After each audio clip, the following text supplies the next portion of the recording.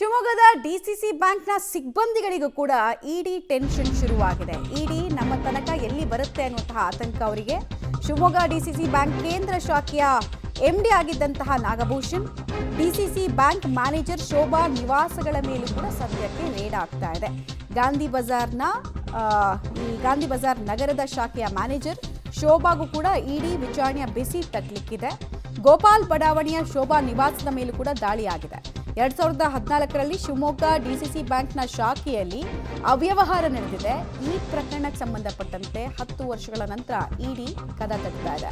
ಸುಮಾರು 68 ಕೋಟಿ ಮೌಲ್ಯದಷ್ಟು ನಕಲಿ ಗೋಲ್ಡ್ ಅನ್ನ ಇಟ್ಟು ದುಡ್ಡನ್ನ ಎತ್ತಿದ ಪ್ರಕರಣ ಇದು.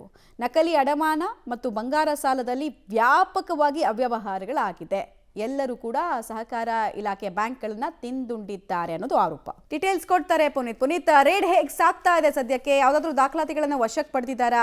ಏನೇನು ಆರೋಪಗಳು ಈ ದಾಳಿಗೆ ಒಳಗಾದವ್ರ ಮೇಲಿದೆ? ಆಮೇಲೆ ಹವಾಲಾ ಆಕ್ಟ್ಗಳು ಇಲ್ಲಿ ಹೇಗೆ ಅಟ್ರಾಕ್ಟ್ ಆಗುತ್ತೆ ಅಂತ?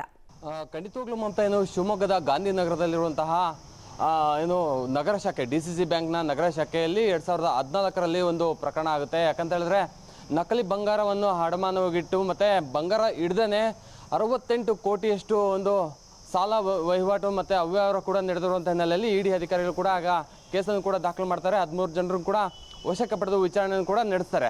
ಅದಾದ ನಂತರದಲ್ಲಿ ಈಗ ಮತ್ತೆ ಬೆಳಿಗ್ಗೆನೇ 3 ಕಾರುಗಳಲ್ಲಿ ಬಂದಂತಹ ಇಡಿ ಅಧಿಕಾರಿಗಳು 8 ಜನ ಅಧಿಕಾರಿಗಳು ಕೂಡ ಮ್ಯಾನೇಜರ್ ಶೋಭಾ ಆಗಿರ್ಬೋದು, ಮತ್ತು MD ಆದಂತಹ ನಾಗಭೂಷಣ್ ಮತ್ತು ಮಂಜುನಾಥ್ ಗೌಡ ಆಗಿನ ಅಧ್ಯಕ್ಷ, ಅಂದರೆ ಡಿಸಿಸಿ ಬ್ಯಾಂಕ್ನ ಅಧ್ಯಕ್ಷ, ಕಾರ್ ಚಾಲಕ ಆದಂತಹ ಮಂಜುನಾಥ್ ಅವರ ಮನೆ ಮೇಲೂ ಕೂಡ ಇಡಿ ಅಧಿಕಾರಿಗಳು ಕೂಡ ದಾಳಿಯನ್ನು ಕೂಡ ನಡೆಸಿರುವಂಥದ್ದು, ಮತ್ತು ಬೆಳಿಗ್ಗೆಯಿಂದ ಕೂಡ ವಿಚಾರಣೆ ಕೂಡ ನಡೆಸ್ತಾ ಇರುವಂಥದ್ದು.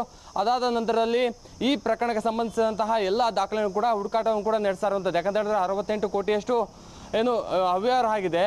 ಹವಾಲಾ ಹಣ ಯಾವ ರೀತಿಯಾಗಿ ಅದು ಟ್ರಾನ್ಸಾಕ್ಷನ್ ಆಯಿತು, ಮತ್ತು ಯಾರ್ಯಾರ ಅಕೌಂಟ್ಗೆ ಟ್ರಾನ್ಸಾಕ್ಷನ್ ಆಯಿತು, ಮತ್ತು ಎಲ್ಲವನ್ನು ಕೂಡ ಒಂದು ದಾಖಲೆಯನ್ನು ಕೂಡ ಪರಿಶೀಲನೆ ಕೂಡ ಮಾಡ್ತಾ ಇರುವಂಥದ್ದು.